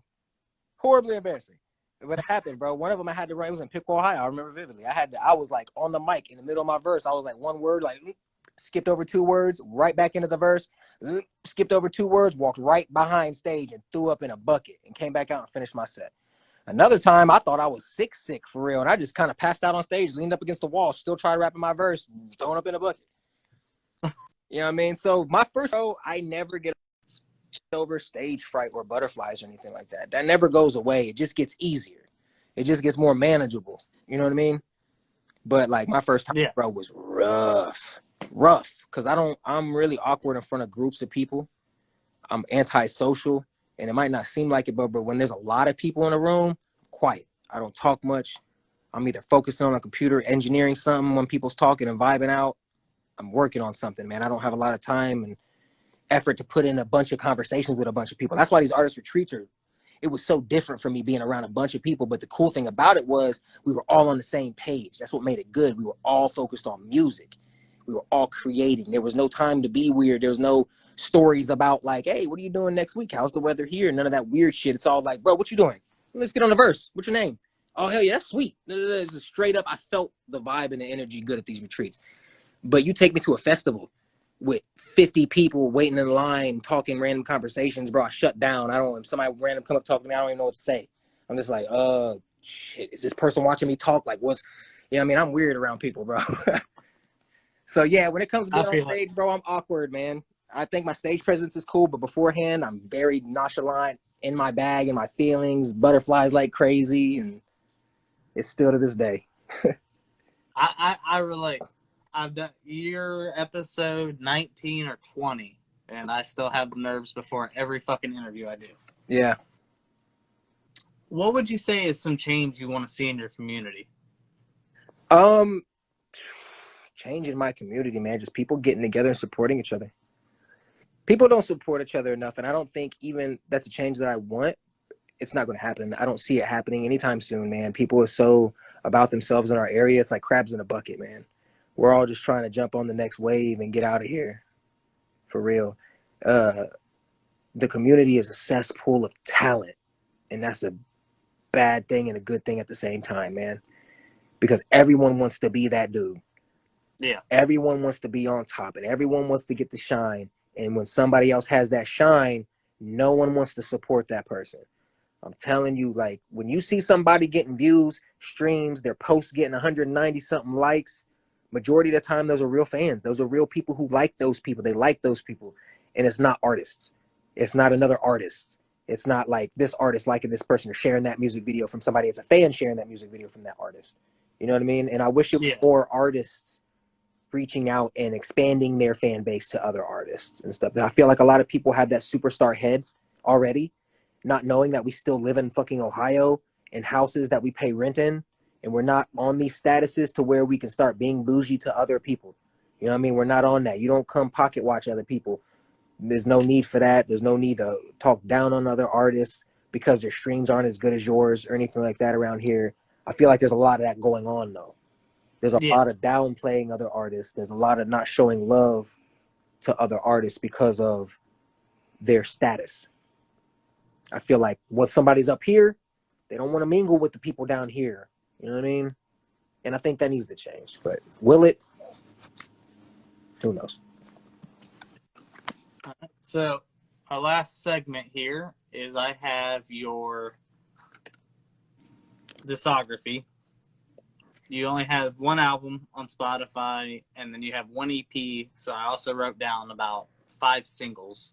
Yeah, which is crazy because that's just under Thrizzy. Yeah. Again, people don't even know. Like I have tapes. I have if you go and type on Google Thrax City, I have 2 tapes out, 2 full tapes. One is an R&B tape, one is a rap tape, and this is from like 2016, 2018, 2019. And it's under Thrax City though. So when I change my name to Thrizzy, that's what people get on Spotify. I never released the stuff on Spotify and out there. It's on one website. But yeah. So this fucking blew my mind. Something I'll have to look up later now. Yeah. We'll start with your EP, Broken, because that's the first thing I heard of yours. Okay. What was the creative process behind Broken? Damn it, man. I was broken. Literally broken, bro. I don't even want to say the story. It's not even something that I put out there. I don't want to put it out there because No, you're fine. it's the reason why. It's one of the reasons why I even moved back to Ohio. I went through a just life-changing event. You know what I mean? And like at that time, I had to live with my producer. I had to live with my producer for 3 months because just something I had to go through family-wise with the person I was with at the time. It was really fucked up situation, man, to the point where I almost like immediately left and came back. But I was like, I want to try to live in Tennessee. I want to try to live here and like, I was starting my career again. I was like, I don't want to just uproot again. You know what I mean? So I was like living with my producer at the time, and he was like, bro, now's the time. I know it's the hardest time for you, bro, but now's the time to make music. Now's the time you're going to make some of the best music, or you're going to find out who you really are, when this is all you got. That's all you got right now. And I was like, all right, that's all I got now. It's all I had was music. That was it. And that's when I made Broken. And he would just continuously produce every day until we just come up with hits. And he was experimentative too. So he had a lot of experimental tracks that just didn't fit my vibe. And we made a lot of songs, a lot of recorded songs that we never put out. And I don't even consider them tracks. Like when you ask me, do I have songs that, you know, that are in the back burner, that I'm not putting any of those older songs out because I felt like those were experimental. Those were like, I was finding Right. myself who I am now. And that track, man, Broken was the first one we made. And it was like, it just set the tone for how things were. You know, even the first lyrics of it, like, girl, I've been fucking up. You know, I was just like, and I was taking the blame on the whole track, you know, on the whole album, which wasn't the case. You feel me? But it's like when I Yeah. was making music, that's where it was taking me to. I was almost like in an apologetic state, and to where I felt like it was my fault, but I know it wasn't, type shit. But I made music that way to where I was just in my bag. I was in my emotion in my bag. It's all sad music. It's all heartbreak music. It was just broken music, man. And I wanted to feel real choppy. That's why some of the songs have like real weird chops in them and stuff, like glitches and stuff inside of it. I wanted to feel like it was a broken project, man. And we just came up with it. And out of like the 12 songs that we had made, 5 of them just stood out, bro. It was just 5. And the other ones just couldn't go on it. It just didn't fit it. And those just told the story of pretty much that 3-month span of me living in his house, of just what I was going through mentally. And there was even more personal songs that I wrote that was talking about like personal stuff about like the smell of somebody's home is different when you're in it. You know what I mean? And I even put that in a line in the R&B song talking about like the smell of somebody's home when I'm not at, you know, my own is, you know, I forget what the exact lyric was, but it was just like I was writing like that. I was on personal shit. And we just picked the top 5 songs that really fit the vibe of what Broken should be and put it out. It's a good project, man. I'll be honest with you. It's a great project. Yeah, for my first little, you know, putting something together, that wasn't quite singles. I thought that was like very fitting for how I wanted to be represented because I was very vocal at the time. I was just now getting to my R&B stage because before I moved to Tennessee, I just dropped the other one I said I was Thrax City, you know, because I turned into Thrizzy pretty much when I went down there. It's like when my homie compared me to Drake. He was like, you should be Thrax. Thrax is like, sounds like you have fucking something in your throat. You should be Thrizzy. It's more that if you want to do Thrax, do the rap on Thrax and Thrizzy on the R&B. And I just stuck with Thrizzy. It just stuck with me. He kept always calling me Thrizzy, and that's what it was. But yeah, man, that's Broken was just, I don't even like going back and listening to that tape because it brings me back to that time. You know what I mean? Right. But it's when I found my vocal range. I did my first falsettos in these songs on that tape. Like, that's when I really got out there. I was like, girl, I've been fucking up. I was like, oh my God, I can sing like this. I was like really sad. I was like, I'm making this shit. So, before we move on, I will say my favorite 2 tracks on there are You and Broken. And then the other thing I'll say about it is you released this in a time where tracks average about 2.5 minutes a piece, and your shortest track on there is right under 4 minutes. Wow. I didn't even notice that. We were just heavy into making the song a song, man. Yeah, every song is over 4 minutes. By the way, You was my favorite song on there, by the way. Yeah, You is probably my favorite, and then Broken's right after that. You, what's funny is You is produced by his old drummer from his band. Remember I told you Petty was in a band when I met him. His old drummer is named 606 Gus. He was a drummer for their band before they split up, and he was always his best friend, and they stayed best friends. And he moved away and seen we were doing music and wanted to produce. And I was like, bro, this is a crazy story, bro. I'm telling you, sometimes the people I get in contact with go do crazy shit. They go do crazy. Now, I'm not saying it's because I got in contact with them. It's just because like I just happened to get in their lives at that time to where they wanted to take shit seriously, and they did it. You know what I mean? Like I got in Petty's life. He wanted to take this hip hop shit seriously. He started producing, said within a year he's going to get a placement. Got one with Cassidy, did it. His homie, 606 Gus, was like, bro, I want to produce too. You got a placement with Casket? I want to do it too. I'm a drummer. I could do it too. Bet, do it. He started producing. Within a year, bro, he got a placement with fucking Stunner for Vegas and Black Youngster. And like now he works with their camp periodically, like all the time now. And now he's like posting Stunner for Vegas and Black Youngster type beats that's getting 1,000 to 5,000 plays all the time. And he's posting them all the time, beats. One of his beats blew up, and that's why because he was like, this beat got millions of views on YouTube. Take it down. I want it, and I want you to produce for me. So it's like, and this is like well after him producing You for me, because he produced You, which is wild because he does trap beats. So when you listen to 606 Gus beats now, it's like Stunner for Vegas and that hard trap South beats. But beforehand, man, he was really trying to help me out, blow me up on my album, blow me up on Broken. He produced You on there, and I was like, man, send me more of this vibe. Send me more of this vibe. We did a couple other songs together, but that You was the one, man. I did that in my room by myself, man. I was happy at that point in time. Like that was like right before the fall, bro. And that's why I went on there because I wanted that You on there as like a tribute to when I was Right. happy, and then the rest is just all fucked. So, and that takes us to we'll do the single Fast Lane. What was the creative process behind Fast Lane? Okay, so it's funny because I had two different verses. Fast Lane came together as a botch song. I went over to my homie's house and he had a studio just set up, and I was going over there to test some of his equipment out. From another studio keeps calling me. I went over there to test some of his equipment out in the studio, and I went over there and we were just. Can you call Cat, bro? Is that possible, Jxve? And tell him that I'm on an interview. Oh, my phone's actually dead. Oh, his phone's dead. He keep blowing my phone up. Dang.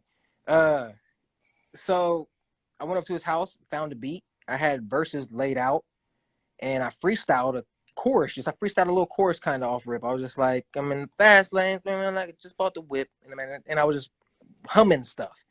And I dropped it on there. He put the hard auto tune on there, and I was like, that's fire. That's cool. We getting it sounding great. We getting it sounding good. And I was like, all right, so delete that. Let me put these verses down. And I dropped that verse. And then he was like, bro, that fast lane thing that you were doing earlier would go as a great chorus for this song. Like, do that. And so I sat there and wrote the little fast lane chorus out after the first verse was dropped. And I already had the verse on my phone from a long time ago. Then he was like, can I get on this? And I was like, bro, this song is fire for real. Like, I'm about to just drop this other joint. And I was like, we'll work on it later. So I went over to Petty's house like a week later and brought him the song. And he was like, bro, this fast lane song is crazy, dude. You got to finish this and let me mix it.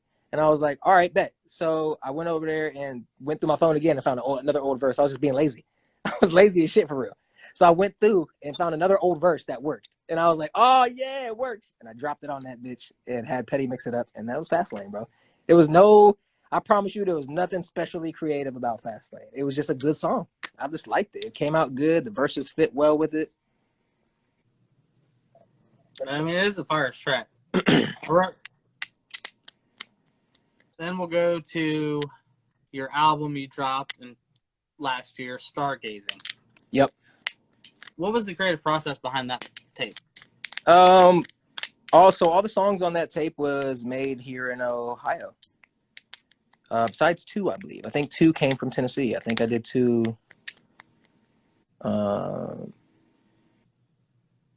'Em Off was made in Tennessee. That was from a producer in Tennessee. His name is Mac Tuck. He made that beat for me. And I feel like there's one more that I made in Tennessee that's on that tape. I can't remember. I smoke so much, bro. I be fried, so I don't remember a lot. but the creative process, man, was like, by that time I had Broken made, I found out what I wanted to do. I knew that I was a singer. At the core, I knew I wanted to sing, and I knew I wanted to always have that representation in my music. I found my range. So it was really just me making songs at that point of just getting over the process and being happier and thinking about myself more, which is, how that get the money, like get the money, young man, get the bag, like I know you can. Like I know you can. That I know you can came from me, myself. I was like, I'm never focused on me.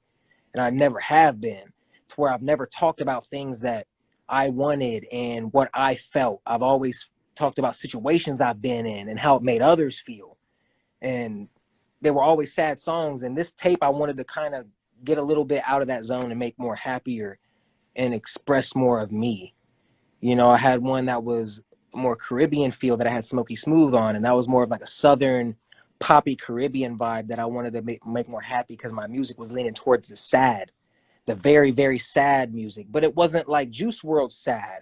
It was more of like an R&B, like a female would listen to this depressed sad. And I kind of didn't like that. You know what I mean? I was like, it's almost too sad for what I wanted to represent because I'm not that sad of a person. You know what I mean? I have my bad times and shit, and I go through bad experiences. But overall, man, I love life. You feel me? So I felt like I Yeah. needed to bring that more into my music. So there's a lot more upbeat songs on there. There's some rap tracks at towards the end of it that I, brought back for people who wanted to hear me rap more. Uh, Couple features on there that I threw on there that I felt could fit, you know what I mean? But overall, that was just like my first official full project that I felt was me, fully created by me, man. It was all harnessed by me and what I felt and what I wanted to do on a tape. Yeah. So yeah, that track, I love that tape, by the way. I think that as a whole is like my greatest piece of work is those songs. Those are Sonic, good. sonically sounding, I feel like I did my mixing job on those pretty well. So that brings us to this year. You've released 2 singles this year. You released Way Up, that has the music video. What was we've already talked about Way Up, so Yep. that brings us to Unspoken with Adam Van Hoos. Yes. What was the creative process behind that? So I've been known about Adam Van Hoos for a while now. He did the song with Yellow Pain. Yeah. That was when I first got hip to him. I was like, oh man, this kid's crazy. And then I was like, he has a dope voice, different, weird voice, man, really different voice, higher pitched in the higher range, and I liked it.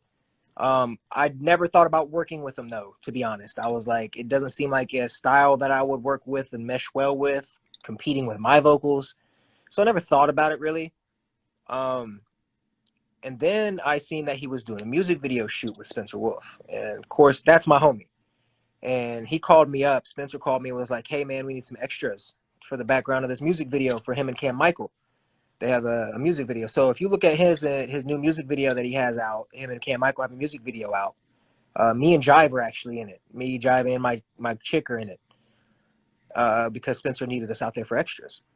Well, while I was out there, I linked up with him, said, it was good finally meeting you, whatever. I love the song. Voice is incredible. You know what I mean? Love to work with you one time.